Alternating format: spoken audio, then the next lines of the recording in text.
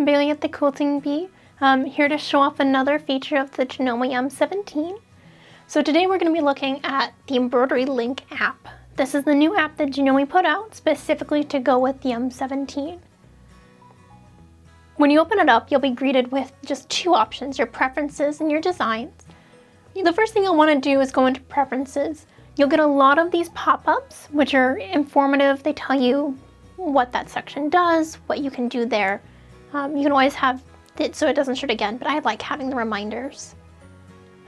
Mostly you want this so that you can put it into from metric to US, unless you really want the metric system. I'll go back and we'll go to designs. And so here you'll notice that it's opening a link between your machine and your iPad. The thing for that is you want to make sure that your machine is already on the same Wi-Fi that your iPad is.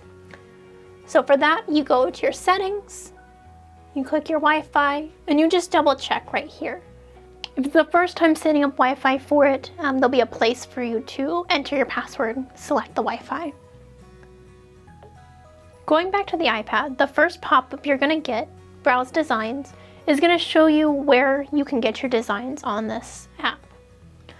There are three ways of getting designs to the app. First, if you have a USB stick plugged into your machine, you can access that on here. You can access the already built-in designs on your machine. That would be here. If you had a USB select in your machine, you could pull your USBs up. Or if you buy designs from, say, OASD or Urban Threads, you can add those designs onto your iPad. You would do that just by, after you've purchased and downloaded, you would select the plus button and then they'll show up in your folders. So when you want to do it, bring a design in from your machine and do some little bit of editing on here, you'll go down to here and you'll do Builtin Samples. I'm going to zoom out a little bit so you can see all of your built-in designs are going to be available here. And unlike on the machine, they won't be filtered by hoop size, so you will want to kind of be aware of that when you're choosing a design to match the hoop you're working in. So we'll take this nice chicken here, and it's going to bring up a preview design if you want to edit or export the design. Exporting meaning bringing the design that you've worked on from the iPad back to your machine. We have our nice chicken here. We're going to want to edit this design. Again, a nice pop-up. This tells you what tools you have available and what they'll do. So we have our chicken pulled up, and on here I want to make sure it fits in my hoop. So I'm going to click this second to last icon on the right. I'm going to select the first icon and I'm going to decide which hoop that I'm going to want to stitch it out in. And this time I think I'm going to use that nice big hoop, that RE4060. That's the largest hoop. And then if I zoom out,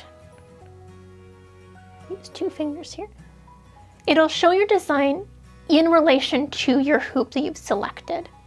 And I think, this chicken's a little small for such a big space. What I'm going to do is select the next icon, which is going to fit the design to the hoop.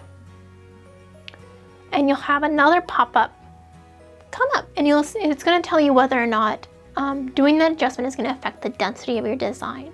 So it's something to always be aware of when you're resizing designs. Going up or down more than 20% can affect the density. So here we've made our chicken a little bit larger. And I think, I think I want a different color on him as well. So I'm going to go down to my palette, and you can decide what thread colors you're going to use. So I have Isacord selected. If I had a different brand, say Madirna, or if I'm using Janome's colors, I can have those selected as well, and they'll add themselves to my palette.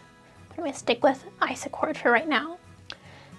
I'm going to be stitching out on a black background, and I don't want to have this black chicken. So what I'm going to do is I have my black selected, and I'm going to kind of scroll over until I see white. It's gonna change my chicken color. But I'm gonna leave his comb in a red color because I like how vibrant and that's gonna pop out. And I can do some other editing designs if I wanted to add some text to it. I have some fonts I can choose from. Let's see. I like this 007 font. And then I enter my text here.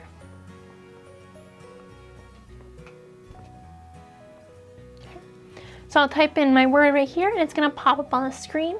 It's a little hard for me to see, so I'm going to change that color also to a white, since again, I'm stitching out on a black background. Perfect. And I wanna make it a little bigger. So it'll be a nice big chicken right there. So this is all the editing we're gonna do for today, just some real basics, but you can also do some adjustments with the layers or adding or subtracting elements of the design. And then you can also go in and edit some of the density and adding stops and starts. Well, I should say it adds stops and then you don't have to restart. So if you were going to add in a decorative element where you wanted the design to pause in a certain spot. So you can also change the background color so it's easier to see what you're working on. Because this is going to be more or less what it's going to look like when I actually stitch it out. Minus the blue grid, of course. And then I can also go back to here just so that menu drops down. If I want to see what the relative size of this design is, because it's a little hard to tell. Like, I know this is a big hoop, it's the 11 by 18, but how big is my chicken? I have this button right here and it pops up with a measuring tape. And this is a 2-scale measuring tape. And I can move it around. I can say, oh, okay, so my letters are gonna be about 6.5 inches long. And then I can use that also as a tool to make sure I have the right sizing that I want. And I just click it again to make it go away. So now that I'm happy with the editing that I've done, this new design that I've created, or the new design that I've tweaked, I'm going to back out of this editing spot. So I'm gonna go back, and you can decide what you're gonna save it as, just at number 21 for right now, and where I'm gonna put it. Putting it in my designs, I'm gonna put it into my saved designs. Push save. So now going back up, I'm going to my designs, and then I'm gonna go into my saved designs, make this a bit easier to see. So here's my chicken right here. And it's gonna, now that I've selected it, it's gonna pop that preview designs window up again, exit. And now we have these two options. We can go in and edit the design again, but we're not going to. And we can send it to the machine. Then we'll see this pop up and we'll say it's a ready to sew one. So I'm gonna send it over. And now it's appeared on the machine.